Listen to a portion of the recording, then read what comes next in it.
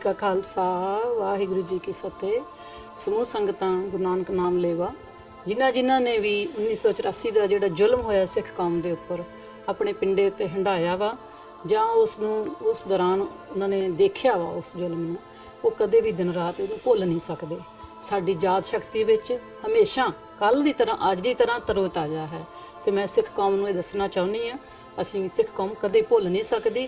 ਜੇ ਸਾਨੂੰ ਵੈਰੀ ਮੁਕਾਉਣ ਤੇ ਹਮੇਸ਼ਾ ਕੋਸ਼ਿਸ਼ ਕਰਦੇ ਆ, ਸਿੱਖ ਕੌਮ ਮੁੱਕ ਨਹੀਂ ਸਕਦੀ। ਅਸੀਂ ਚੜ੍ਹਦੀ ਕਲਾ ਦੇ ਵਿੱਚ ਵਾਂ ਤੇ ਚੜ੍ਹਦੀ ਕਲਾ ਦੇ ਵਿੱਚ ਹੀ ਰਹਾਂਗੇ। ਕੌਮ ਨੂੰ ਇਹ ਸੰਦੇਸ਼ ਹੈ, ਜਦੋਂ ਇਹ ਦਿਨ ਆਉਂਦੇ ਨੇ ਵੱਧ ਤੋਂ ਵੱਧ ਗੁਰੂ ਨਾਨਕ ਸਾਹਿਬ ਜੀ ਦੀ ਬਾਣੀ, ਗੁਰੂ ਅਰਜਨ ਦੇਵ ਜੀ ਦੀ ਬਾਣੀ, ਸ੍ਰੀ ਸੁਖਮਨੀ ਸਾਹਿਬ ਦੇ ਜਾਪ ਕੀਤੇ ਜਾਣ, ਤਾਂ ਕਿ ਸੰਸਾਰ ਵਿੱਚ ਜੋ ਅੱਗ ਬਲ ਰਹੀ ਹੈ ਉਸ ਨੂੰ ਸਾਡੀ ਜਿਹੜੀ ਕੌਮ ਹੈ ਉਸ ਨੂੰ ਠੱਲ ਪਾ ਸਕਦੀ ਹੈ। ਇਹ ਸੁਖਮਨੀ ਸਾਹਿਬ ਦੇ ਸਾਰੀ ਗੁਰਬਾਣੀ ਦੇ ਮੈਸੇਜ ਤੋਂ। ਸੋ ਸੰਗਤਾਂ ਨੂੰ ਬੇਨਤੀ ਹੈ ਜੀ, ਜਿੱਥੇ ਜਿੱਥੇ ਅਸੀਂ ਸ਼ਹੀਦਾਂ ਨੂੰ ਯਾਦ ਕਰਦੇ ਹਾਂ, ਨਾਲ ਬਾਣੀ ਦਾ ਵੱਧ ਤੋਂ ਵੱਧ ਜਾਪ ਕੀਤਾ ਜਾਵੇ। ਵਾਹਿਗੁਰੂ ਜੀ ਕਾ ਖਾਲਸਾ, ਵਾਹਿਗੁਰੂ ਜੀ ਕੀ ਫਤਿਹ।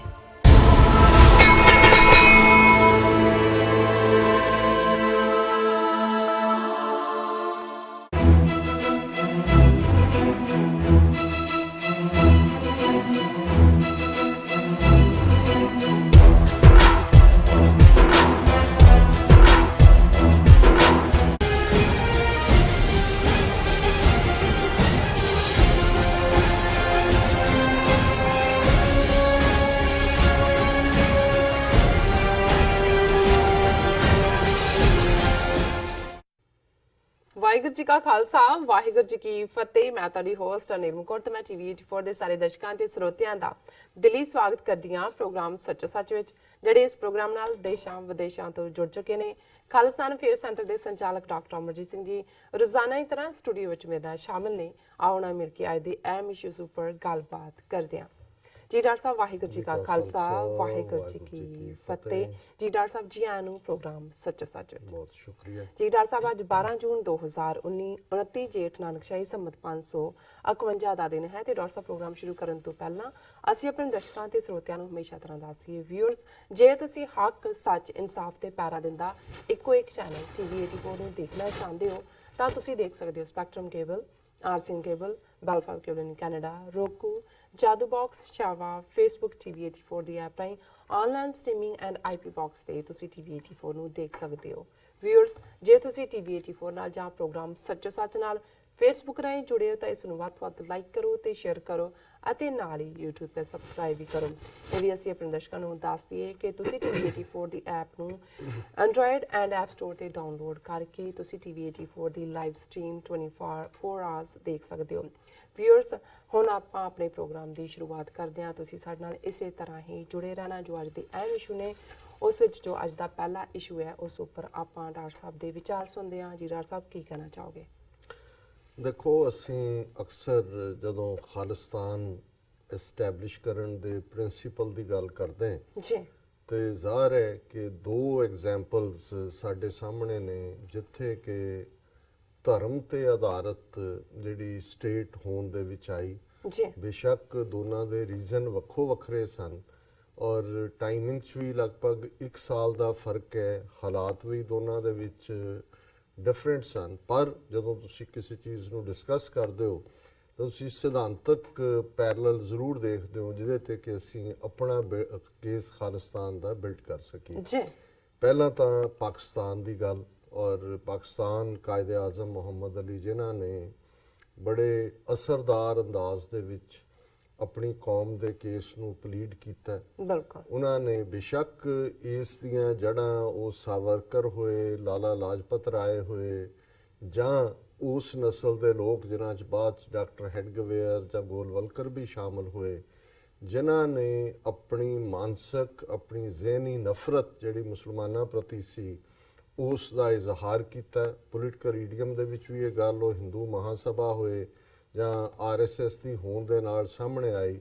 ਜਿਹਦੇ 'ਚ ਉਹਨਾਂ ਨੇ ਖੁਦ ਹੀ ਇਸ ਗੱਲ ਨੂੰ ਜਿਹੜਾ ਹੈ ਕਿ ਇਹ ਸਾਡਾ ਹਿੱਸਾ ਨਹੀਂ ਨੇ, ਜਿਸ ਨੂੰ ਬੇਸ਼ੱਕ ਕਈ ਵਾਰ ਲੂਜ਼ਲੀ 2 ਨੇਸ਼ਨ ਥਿਊਰੀ ਕਿਹਾ ਜਾਂਦਾ ਹੈ, ਪਰ ਪਹਿਲਾ ਮਕਸਦ ਉਹਨਾਂ ਦਾ ਜਿਹੜੇ ਹਿੰਦੂ ਥਾਟਸ ਵਾਲੇ ਸਨ ਉਹਨਾਂ ਨੇ, ਔਰ ਉਹਨਾਂ ਦੇ ਵਿੱਚ ਵੱਡਾ ਰੋਲ ਜਿਹੜਾ ਹੈ ਉਹ ਜਦੋਂ ਅਸੀਂ ਸਾਵਰਕਰ ਦੀ ਗੱਲ ਕਰਦੇ ਹਾਂ, ਜਿਹਨੂੰ RSS ਵਾਲੇ ਅੱਜ ਵੀਰ ਸਾਵਰਕਰ ਕਹਿੰਦੇ ਨੇ, ਭਾਵੇਂ ਉਹ ਫਾਊਂਡਰ ਨਹੀਂ ਹੈ RSS ਦਾ, ਹਿੰਦੂ ਮਹਾਸਭਾ ਦਾ ਉਹ ਪ੍ਰਧਾਨ ਰਿਹਾ, ਪਰ ਇਸ ਸਾਰੇ ਦੇ ਵਿੱਚ ਮਦਨ ਮੋਹਨ ਮਾਲਵੀਆ ਔਰ ਬਾਅਦ ਦੇ ਵਿੱਚ ਪੋਲੀਟੀਕਲ ਅਰੀਨਾ ਦੇ ਵਿੱਚ ਜਿਹੜਾ ਪਟੇਲ ਵਰਗੇ ਲੋਕ ਵੀ, ਔਰ ਗਾਂਧੀ ਦਾ ਸੈਕੂਲਰਿਜ਼ਮ ਦਾ ਜਿਹੜਾ ਉਹ ਨਕਾਬ, ਪਰ ਅਲਟੀਮੇਟਲੀ ਜਿਹੜੀ ਡੈਸਟੀਨੇਸ਼ਨ ਸੀ ਉਹ ਹਿੰਦੂ ਰਾਸ਼ਟਰ, ਰਾਮ ਰਾਜ, ਹਿੰਦੂ ਰਾਜ ਦੀ ਸੀ। ਸੋ ਕਾਇਦੇ ਆਜ਼ਮ ਨੇ ਉਸ ਨੂੰ ਸਮਝਿਆ ਔਰ ਉਹਨਾਂ ਨੇ ਵੋਟਾਂ ਤੇ ਬੇਸਡ ਲੋਕਾਂ ਨੂੰ, ਆਪਣੇ ਲੋਕਾਂ ਨੂੰ ਸਮਝਾਇਆ। ਇੱਕ ਵਾਰ ਮੁਸਲਿਮ ਲੀਗ ਜਿਹੜੀ 23 ਮਾਰਚ 1940 ਦੇ ਵਿੱਚ ਆਪਣੀ ਡੈਕਲੇਰੇਸ਼ਨ ਦੇ ਨਾਲ ਆਜ਼ਾਦ ਦੇਸ਼ ਦਾ ਜਿਹੜਾ ਉਹ ਆਪਣਾ ਕੇਸ ਪੇਸ਼ ਕਰ ਚੁੱਕੇ ਸੀ, ਸੋ ਉਹ ਹੋਂਦ ਦੇ ਵਿੱਚ ਆਂਦਾ ਹੈ। ਫਾਈਨਲੀ ਜਿਹੜੀ ਡਿਵੀਜ਼ਨ ਹੈ ਉਸ ਬੇਸ ਦੇ ਉੱਤੇ ਹੁੰਦੀ ਹੈ। ਦੂਸਰਾ ਨੇਸ਼ਨ ਆਫ ਇਜ਼ਰਾਈਲ, ਬੇਸ਼ੱਕ ਉਹਨਾਂ ਦੀ ਕਹਾਣੀ ਵੱਖਰੀ ਹੈ। 3000 ਸਾਲ ਦੀ ਪਰਸੀਕਿਊਸ਼ਨ ਦੀ ਗੱਲ ਵੀ ਅਸੀਂ ਕਰਦੇ ਹਾਂ, ਔਰ ਖਾਸ ਤੌਰ ਤੇ ਦੂਸਰੇ ਸੰਸਾਰ ਯੁੱਧ ਦੇ ਦੌਰਾਨ ਲੱਖਾਂ 6 ਮਿਲੀਅਨ ਤੱਕ ਦੀ ਫਿਗਰ ਯਹੂਦੀਆਂ, ਜਿਪਸੀਆਂ, ਦੂਸਰਿਆਂ ਦੀ ਜਿਹੜੇ ਨਾਜ਼ੀਆਂ ਦੇ ਹੱਥਾਂ 'ਚ ਮਾਰੇ ਗਏ, ਔਰ ਕੰਸੈਂਟਰੇਸ਼ਨ ਕੈਂਪ, ਗੈਸ ਚੈਂਬਰ, ਔਰ ਉਸ ਸਾਰੇ ਦੇ ਨਾਲ ਜੋੜ ਕੇ ਜਿਹੜੀ ਕਲੈਕਟਿਵ ਗਿਲਟ ਸੀ ਯੂਰਪ ਦੀ, ਕਿਉਂਕਿ ਇਹ ਇਕੱਲਾ ਇਹ ਨਹੀਂ ਹੈ ਕਿ ਨਾਜ਼ੀਆਂ ਨੇ ਅੱਗੇ ਵੱਧ ਕੇ ਮਾਰਿਆ, ਇਹ ਸਾਰੀ ਨਫ਼ਰਤ ਸੀ। ਇਹ ਸਾਰੇ ਯੂਰਪ ਦੇ ਵਿੱਚ ਜਿਹੜਾ ਕ੍ਰਿਸਚਨ ਯੂਰਪ ਅੱਜ ਬੜਾ ਆਪਣੇ ਆਪ ਨੂੰ ਇਹ ਜਿਹੜੇ ਨੇ ਉਹ ਸਿਵਲਾਈਜ਼ਡ ਕਹਿੰਦੇ ਨੇ ਜਾਂ ਸਮਝਦੇ ਨੇ, ਇਹ ਨਫ਼ਰਤ ਸਦੀਆਂ ਤੋਂ ਜਿਹੜੀ ਆ ਇਜ਼ਰਾਈਲ ਦੇ ਅਗੇਂਸਟ ਪਾਲਦੇ ਰਹੇ। ਔਰ ਇਹਨਾਂ ਦੇ ਉਲਟ ਜੇ ਅਸੀਂ ਕੁੱਲ ਮਿਲਾ ਕੇ ਈਵਨ ਜੂਡਿਜ਼ਮ ਵਰਸਸ ਇਸਲਾਮ ਦੀ ਗੱਲ ਵੀ ਦੇਖੀਏ, ਤੇ ਜਿੰਨੀ ਜਿਹੜੀ ਬਾਰਬੈਰਿਟੀ ਕ੍ਰਿਸਚੀਅਨਿਟੀ ਦੇ ਨਾਂ ਥੱਲੇ ਯੂਰਪ ਦੇ ਵਿੱਚ ਹੋਈ, ਔਰ ਜਦੋਂ ਅਸੀਂ ਈਵਨ ਕ੍ਰੂਸੇਡਸ ਦੀ ਗੱਲ ਵੀ ਕਰਦੇ ਹਾਂ, ਉਹ ਸਿਰਫ ਮੁਸਲਮਾਨਾਂ ਦੇ ਖਿਲਾਫ ਨਹੀਂ ਸਨ,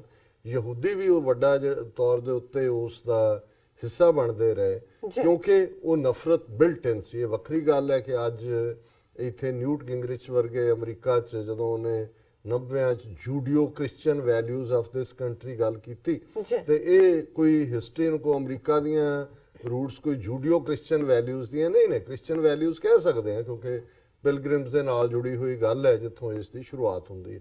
ਪਰ ਇਹ ਵੀ ਸਾਡਾ ਇਸ਼ੂ ਅੱਜ ਦੀ ਡਿਸਕਸ਼ਨ ਦਾ ਨਹੀਂ ਹੈ। ਪਰ ਇਹਦੇ 'ਚ ਕੋਈ ਸ਼ੱਕ ਨਹੀਂ ਹੈ ਕਿ ਅਲਟੀਮੇਟਲੀ ਜਦੋਂ ਯੂਨਾਈਟਿਡ ਨੇਸ਼ਨਸ ਦੇ ਵਿੱਚ ਫਲਸਤੀਨ ਨੂੰ ਡਿਵਾਈਡ ਕਰਨ ਦੀ ਗੱਲ ਹੋਈ, ਦੋਨਾਂ ਦੇ ਵਿਚਾਲੇ ਟੂ ਨੇਸ਼ਨ ਜਿਹੜਾ ਬੇਸ਼ੱਕ ਉਹ ਫਲਸਤੀਨੀਆਂ ਦਾ ਹੋਮਲੈਂਡ ਸੀ, ਲੇਕਿਨ ਇਹ ਜਿਹੜੀ ਕਲੈਕਟਿਵ ਗਿਲਟ ਸੀ ਯੂਰਪ ਦੀ, ਇਹਨਾਂ ਨੇ ਅਲਟੀਮੇਟਲੀ ਇਜ਼ਰਾਈਲ ਦੀ ਜਿਹੜੀ ਹੈ ਨੀਂਹ ਰੱਖੀ। ਔਰ ਇਸ ਦੀ ਹੋਂਦ ਜਿਹੜੀ ਹੈ ਇਜ਼ਰਾਈਲ ਦੀ, ਜ਼ਾਹਰ ਹੈ ਕਿ ਉੱਥੇ ਕੋਈ ਵੋਟਾਂ ਨਹੀਂ ਪਈਆਂ, ਉਦੋਂ ਸ਼ਾਇਦ ਮੈਜੋਰਿਟੀ 'ਚ ਵੀ ਨਹੀਂ ਸੀ ਵੱਡੇ ਹਿੱਸੇ ਜਿਵੇਂ ਅੱਜ ਇਹਨਾਂ ਨੇ ਜਿਹੜੀ ਹੈ 60s ਦੀ ਵਾਰ ਤੋਂ ਬਾਅਦ ਕਾਬੂ ਕੀਤਾ। ਪਰ ਉਸ ਕਲੈਕਟਿਵ ਗਿਲਟ ਚੋਂ, ਪਰਸੀਕਿਊਸ਼ਨ ਚੋਂ, ਕਿ ਭਾਈ ਇਹਨਾਂ ਨੂੰ ਵੀ ਜਿਉਣ ਦਾ ਹੱਕ ਹੈ ਔਰ ਇਹਨਾਂ ਦੇ ਨਾਲ ਬਹੁਤ ਧੱਕਾ ਹੋਇਆ ਹੈ, ਜ਼ਿਆਦਤੀ ਹੋਈ, ਨੇਸ਼ਨ ਆਫ ਇਜ਼ਰਾਈਲ ਹੋਂਦ 'ਚ ਆਏ।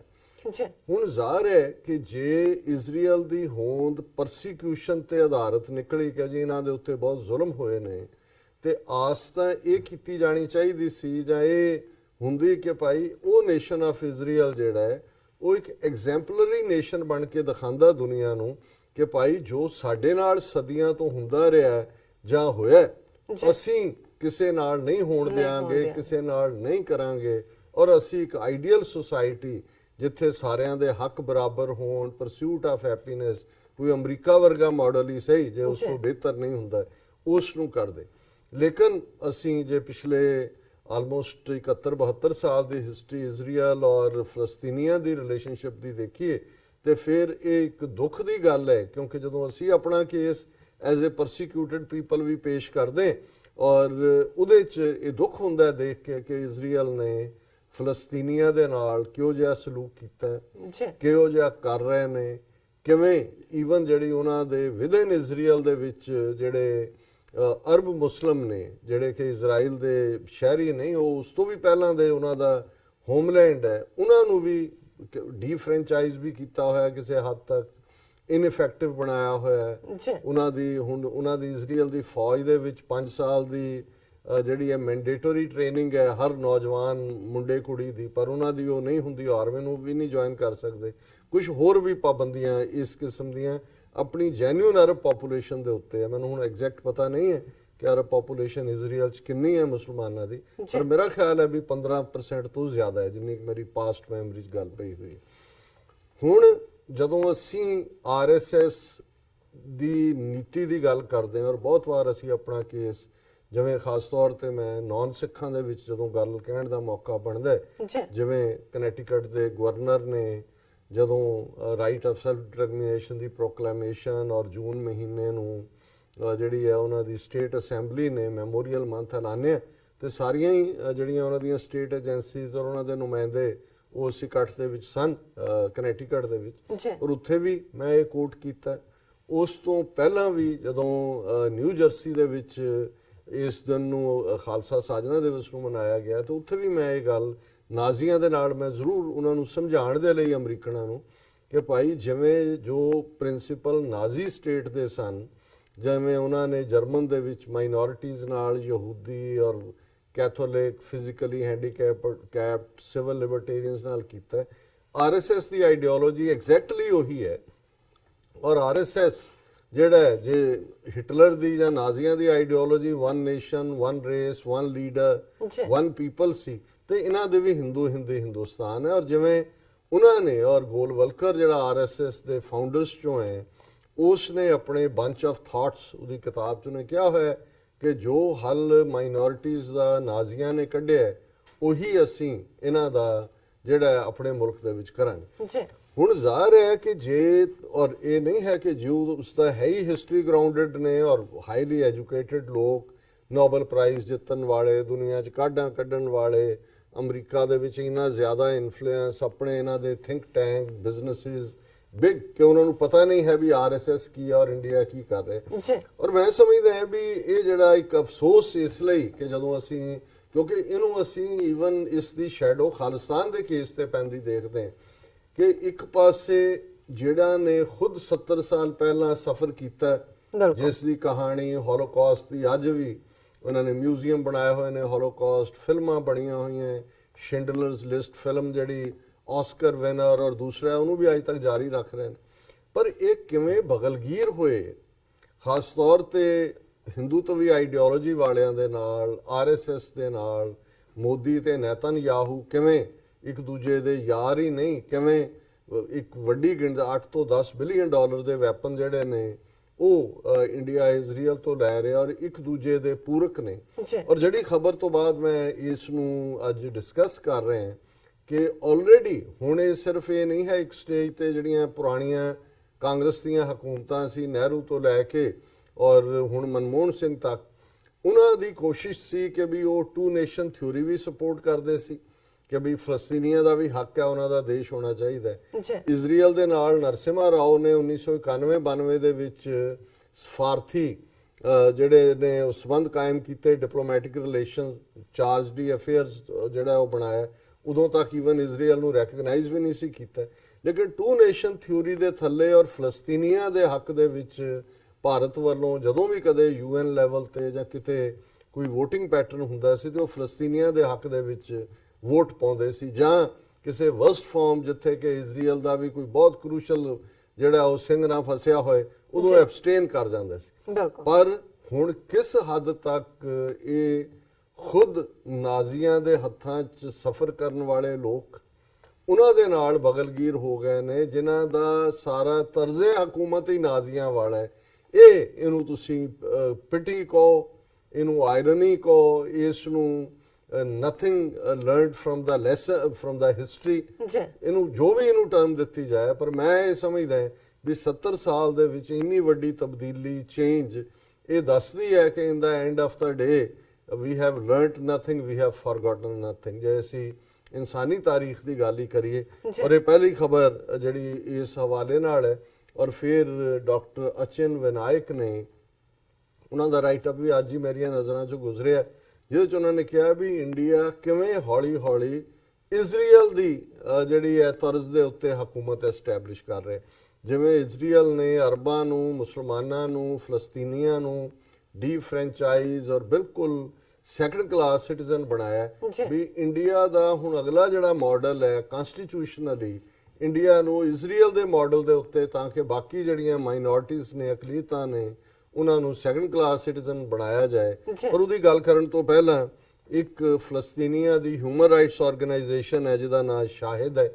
ਇਹ ਬੜੇ ਲੰਬੇ ਵਕਤ ਤੋਂ ਉੱਥੇ ਜਿਹੜੇ ਵੈਸਟ ਬੈਂਕ ਦੇ ਵਿੱਚ ਗਾਜ਼ਾ ਦੇ ਵਿੱਚ ਜਿਹੜੇ ਵਿਚਾਰੇ ਡੱਕੇ ਹੋਏ ਨੇ ਜੇਲ੍ਹ ਵਾਂਗ, ਉਹ ਇੱਕ ਓਪਨ ਪ੍ਰਿਜ਼ਨ ਹੈ, ਉਹਦੇ 'ਚ ਮਦਦ ਕਰਦੇ ਨੇ। ਸੋ ਜ਼ਾਹਰ ਹੈ ਕਿ ਜਿੱਥੇ PLO ਨੂੰ ਜਿਹੜਾ ਪਹਿਲਾਂ ਆਬਜ਼ਰਵਰ ਸਟੇਟਸ ਸੀ ਬਿਫੋਰ, ਉਹਨਾਂ ਦੇ ਨਾਲ ਜਿਹੜੀ ਥੋੜੀ ਬਹੁਤ ਡੀਲ ਹੋਈ, ਹਾਲਾਂ ਉਹ ਵੀ ਕੋਈ ਕਿਸੇ ਕੰਢੇ ਨਹੀਂ ਲੱਗੀ।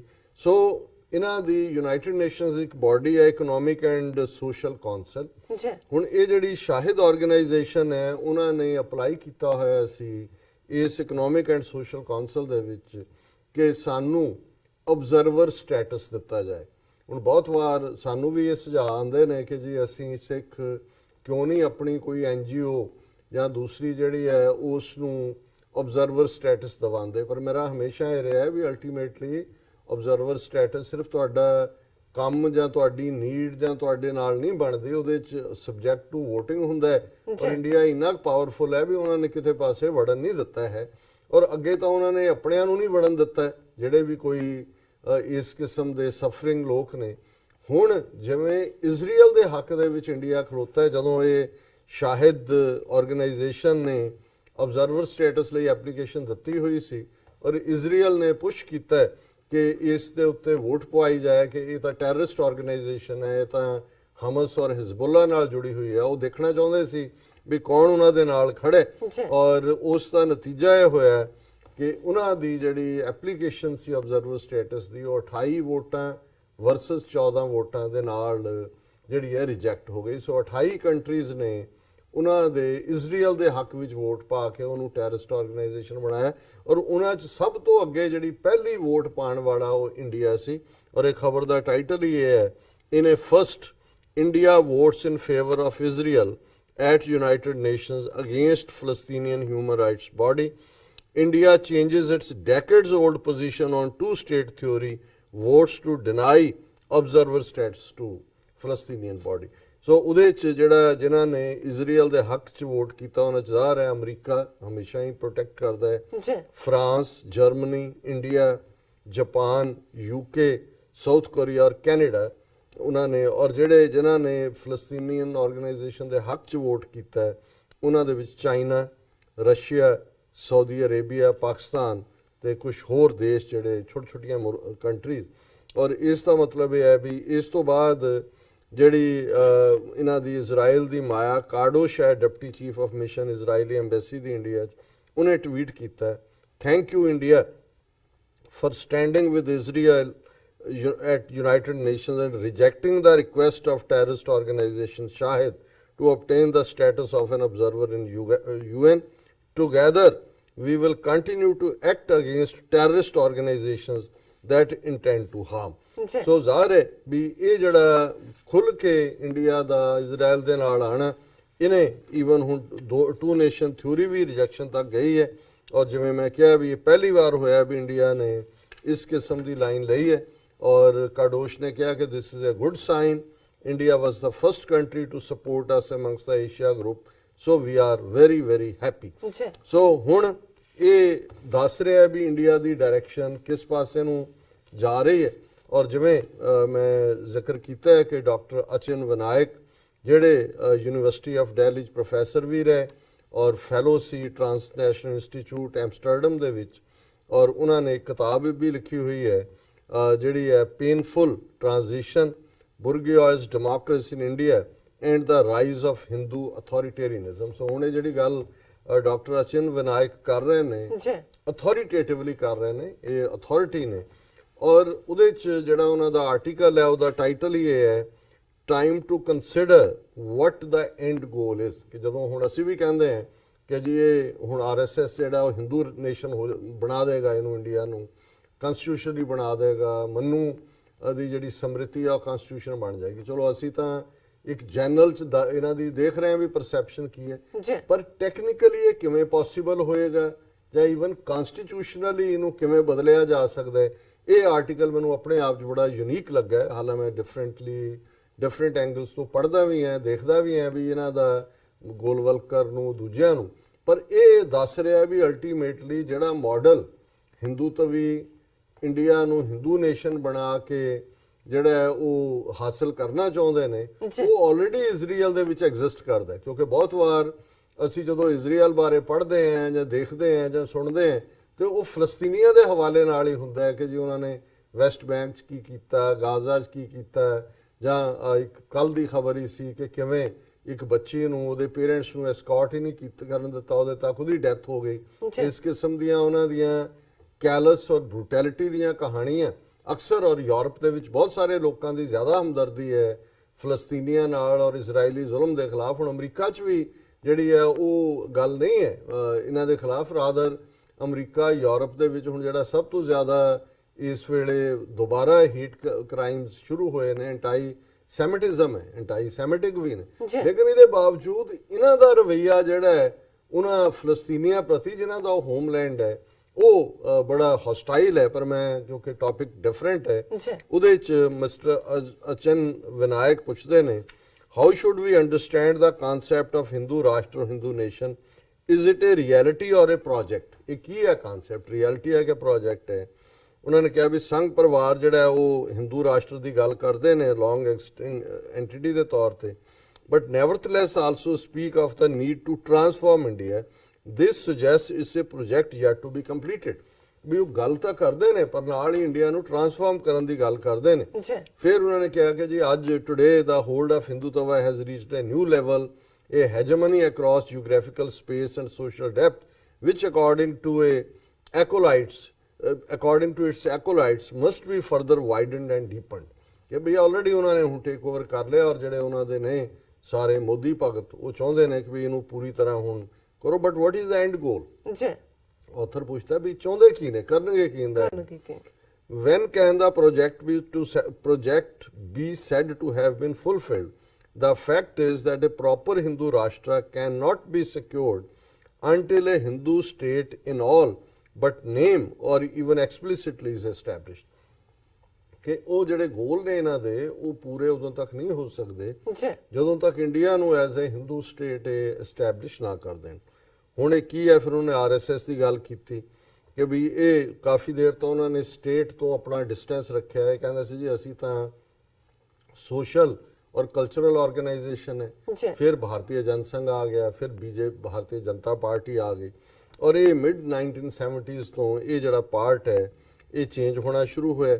ਫਿਰ ਜਿਹੜੀ ਬੀਜੇਪੀ ਦੀ ਜਿਹੜੀ ਚੇਂਜ ਹੈ, ਬੀਜੇਪੀ ਇੱਕ ਸਟੇਜ ਤੇ ਡੈਮੋਕ੍ਰੈਟਿਕ ਪਾਰਟੀ ਸੀ ਜਿਹਦੇ 'ਚ ਕਿ ਥਲੜੇ ਕਾਡਰ ਤੋਂ ਲੋਕ ਉੱਤੇ ਆਉਂਦੇ ਸੀ।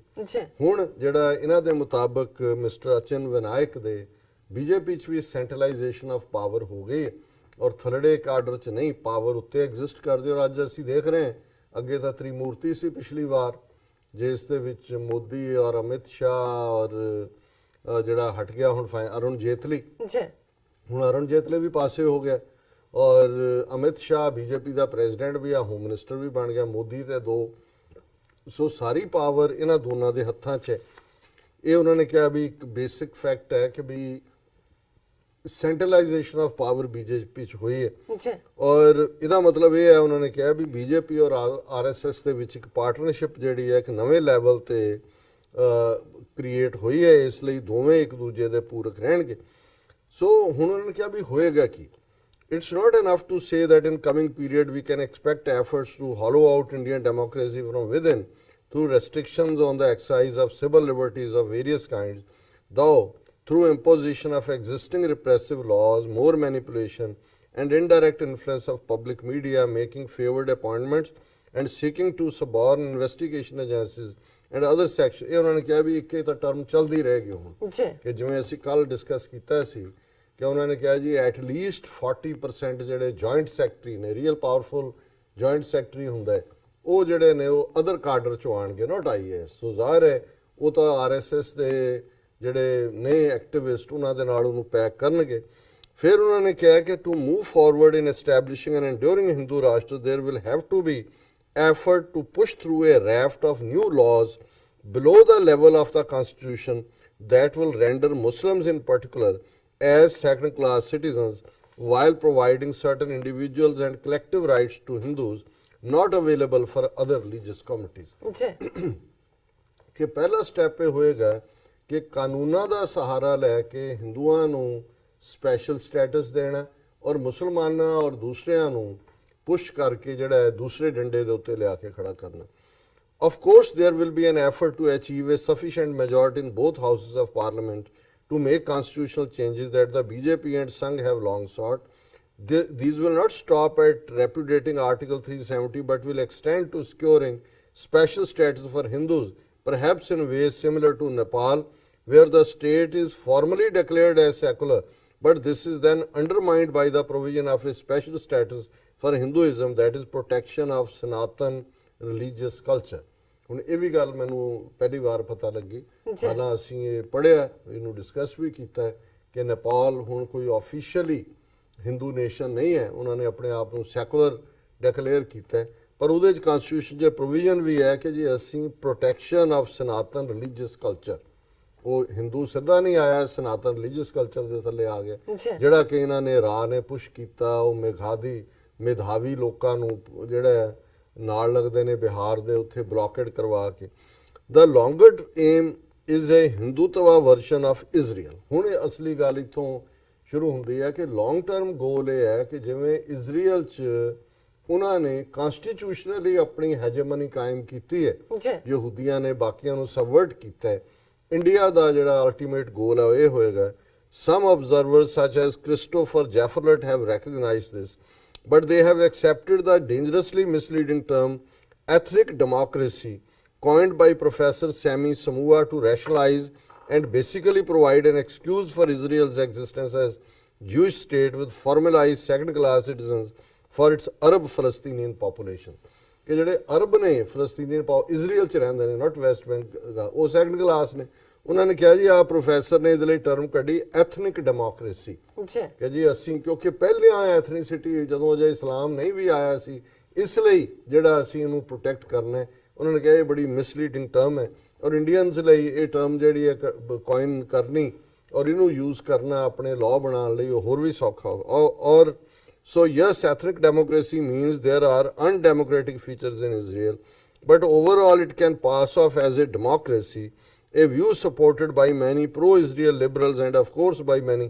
ਉਹਨਾਂ ਨੇ ਕਿਹਾ ਜੀ ਇਹ ਤੁਸੀਂ ਕਹਿ ਦਿਓ ethnic democracy, ਫਿਰ ਧੱਕਾ ਵੀ ਕਰ ਲਓ, still you will be accepted as a democracy. ਹੁਣ ਇਜ਼ਰਾਈਲ ਨੂੰ ਇਹਦੇ ਬਾਵਜੂਦ ਕਿ ਉਹਨਾਂ ਨੇ ਸੈਕੰਡ ਕਲਾਸ ਸਿਟੀਜ਼ਨ ਬਣਾਇਆ ਅਰਬਾਂ ਨੂੰ, ਪਰ ਡੈਮੋਕ੍ਰੇਸੀ ਕਿਹਾ ਜਾਂਦਾ, ਅਸੀਂ ਵੀ ਉਹਨੂੰ ਡੈਮੋਕ੍ਰੇਸੀ ਕਹਿੰਦੇ।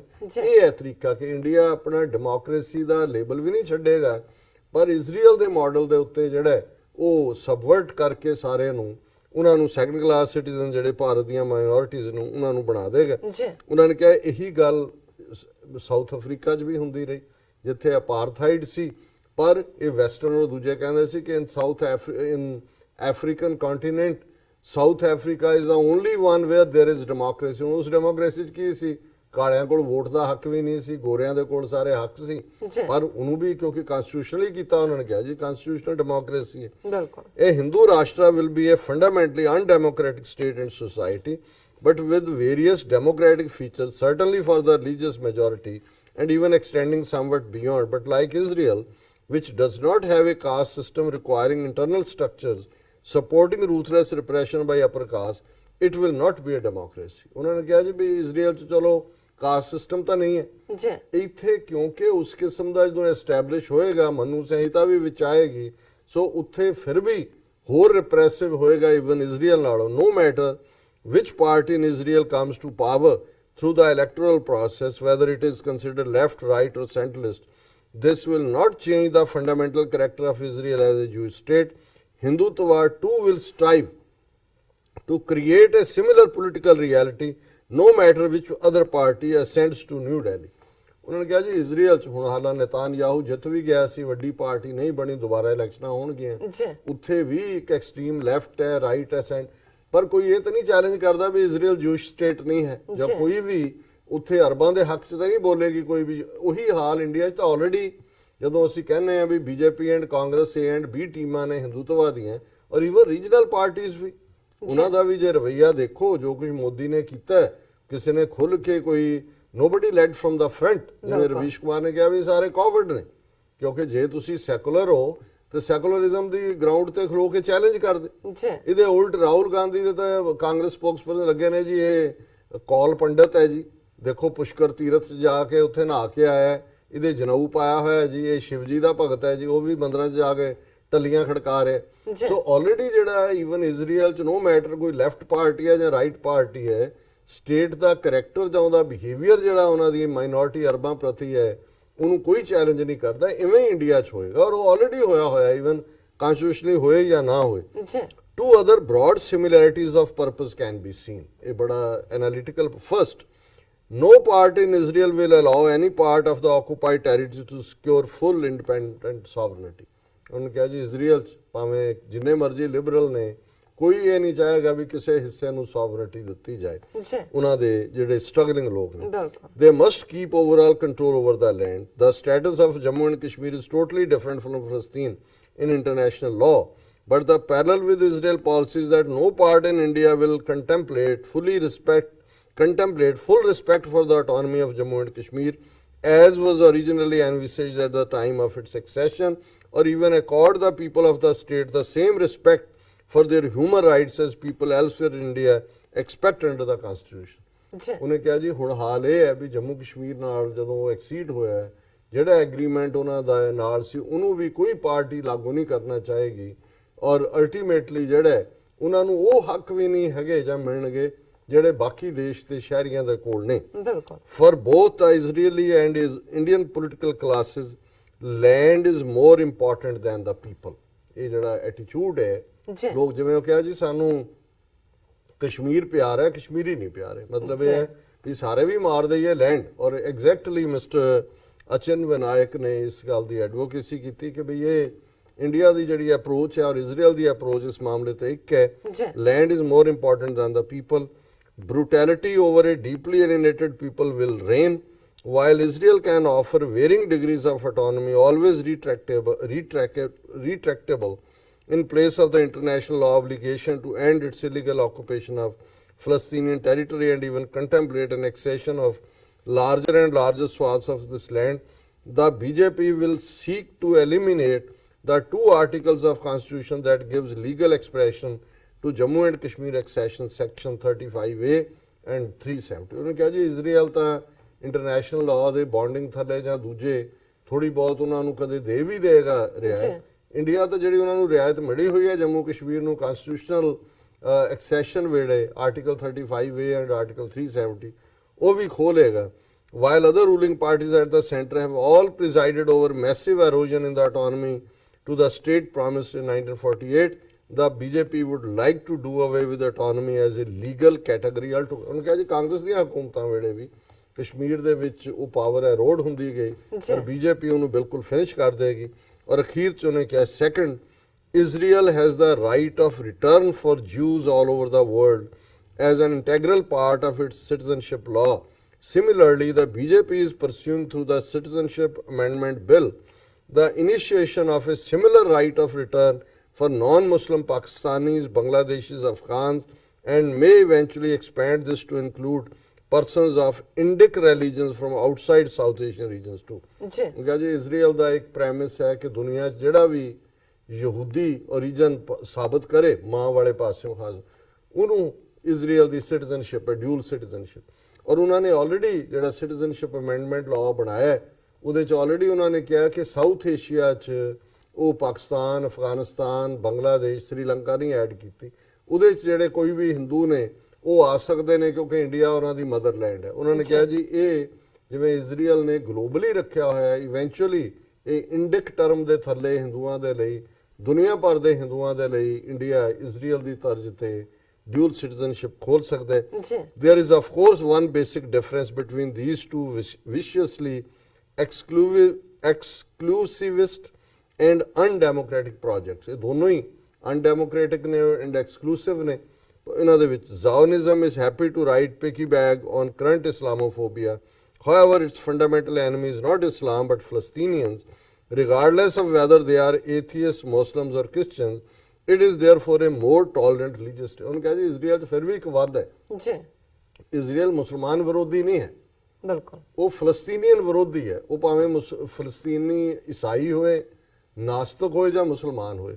ਪਰ ਇੰਡੀਆ ਦੇ case for Hindutva however anti-Muslimness is fundamental and the Hindu Rashtra will be an intolerant religious state. ਕਿ ਵੀ ਇਜ਼ਰਾਈਲ ਦੇ ਵਿੱਚ ਘੱਟੋ ਘੱਟ ਜਿਹੜੇ ਅਰਬ ਨੇ ਭਾਵੇਂ ਉਹਨਾਂ ਨੂੰ ਅਦਰਵਾਈਜ਼ ਡੀਫਰੈਂਚਾਈਜ਼ ਕੀਤਾ ਹੈ ਫੌਜ ਨਹੀਂ, ਧਰਮ ਦੇ ਮਾਮਲੇ 'ਚ ਉਹਨਾਂ ਦੇ ਦਖਲਅੰਦਾਜ਼ੀ ਨਹੀਂ ਹੈ ਜੀ ਬਿਲਕੁਲ। ਪਰ ਇਸ ਮਾਮਲੇ 'ਚ ਤਾਂ ਉਹ ਇੰਡੀਆ ਦੇ ਮੁਸਲਮਾਨਾਂ ਨੂੰ ਜਿਹੜਾ ਉਹ ਟੋਲਰੇਟ ਹੀ ਨਹੀਂ ਕਰਨਗੇ ਔਰ ਕਦੇ ਵੀ ਈਵਨ ਜਿਹੜੀ ਐਜ਼ ਏ ਹਿੰਦੂ ਸਟੇਟ ਇਹ ਟੋਲਰੈਂਟ ਸਟੇਟ ਨਹੀਂ ਹੋਏਗੀ। ਜੀ we are not there yet but the warning bells have been sounded. So Achin Vinayak ਕਹਿੰਦੇ ਨੇ ਕਿ ਅਜੇ ਉੱਥੇ ਗੱਲ ਪਹੁੰਚੀ ਤਾਂ ਨਹੀਂ ਪਰ ਟੱਲੀਆਂ ਖੜਕ ਰਹੀਆਂ ਨੇ ਸਾਵਧਾਨੀ ਦੀਆਂ ਕਿ ਗੱਲ ਕਿਸ ਡਾਇਰੈਕਸ਼ਨ 'ਚ ਜਾ ਰਹੀ ਹੈ।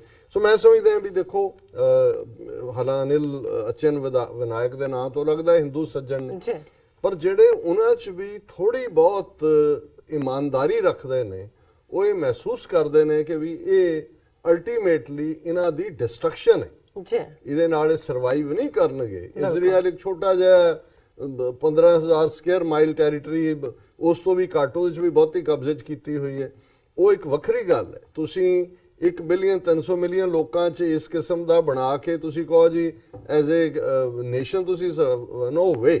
ਜੀ ਔਰ ਇਹਨਾਂ ਦਾ ਹਸ਼ਰ ਜਿਹੜਾ ਹੈ ਉਹ ਸੋਵੀਅਤ ਯੂਨੀਅਨ ਔਰ ਯੂਗੋਸਲਾਵੀਆ ਵਾਲਾ ਹੋਏਗਾ ਔਰ ਬਟ ਇਹ ਬੜਾ ਥਾਟਫੁਲ ਰਾਈਟ ਅਪ ਸੀ। ਜੀ ਡਾਕਟਰ ਸਾਹਿਬ ਤੁਹਾਡਾ ਬਹੁਤ ਬਹੁਤ ਸ਼ੁਕਰੀਆ। ਇਤਨਾ ਬ੍ਰੇਕ ਤੋਂ ਪਹਿਲਾਂ ਅਸੀਂ ਆਪਣੇ ਦਰਸ਼ਕਾਂ ਤੇ ਸਰੋਤਿਆਂ ਨੂੰ ਅਪੀਲ ਤੇ ਬੇਨਤੀ ਕਰਦੇ ਹਾਂ ਵਿਊਅਰਸ, ਜਿਸ ਤਰ੍ਹਾਂ ਕਿ ਤੁਸੀਂ ਜਾਣਦੇ ਹੋ ਕਿ ਟੀਵੀ 84 ਇੱਕ ਪੰਥਕ ਚੈਨਲ ਹੈ। ਟੀਵੀ 84 ਸਿੱਖਾਂ, ਕਸ਼ਮੀਰੀਆਂ ਅਤੇ ਭਾਰਤੀਆਂ ਨੂੰ ਸਟੇਟਾਂ ਦੇ ਲੋਕਾਂ ਦੇ ਸਵੈਰਨ ਤੇ ਹੱਕਾਂ ਦਾ ਹਾਮੀ ਹੈ। ਅਸੀਂ ਚਾਹਾਂਗੇ ਕਿ ਤੁਸੀਂ ਟੀਵੀ 84 ਦੀ ਚੜ੍ਹਦੀ ਕਲਾ ਲਈ ਵੱਧ ਤੋਂ ਵੱਧ ਡੋਨੇਟ ਕਰੋ। ਡੋਨੇਟ ਕਰਨ ਲਈ ਸਾਡੀ ਵੈਬਸਾਈਟ tv84.tv ਤੇ ਜਾ ਕੇ ਪੇਪਲ ਦੀ ਵਰਤੋਂ ਕਰਕੇ ਵਨ ਟਾਈਮ ਡੋਨੇਟ ਕਰ ਸਕਦੇ ਹੋ, ਮੰਥਲੀ ਡੋਨੇਟ ਵੀ ਕਰ ਸਕਦੇ ਹੋ।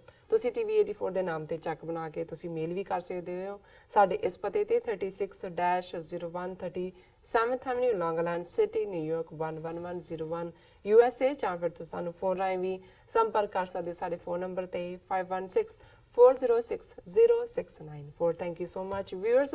ਵਿਚਾਰਾਂ ਦਾ ਸਿਲਸਿਲਾ ਇਸ ਤਰ੍ਹਾਂ ਚੱਲਦਾ ਰਹੇਗਾ। ਮਿਲਦੇ ਹਾਂ ਆਫਟਰ ਦਿਸ ਸ਼ਾਰਟ ਬ੍ਰੇਕ।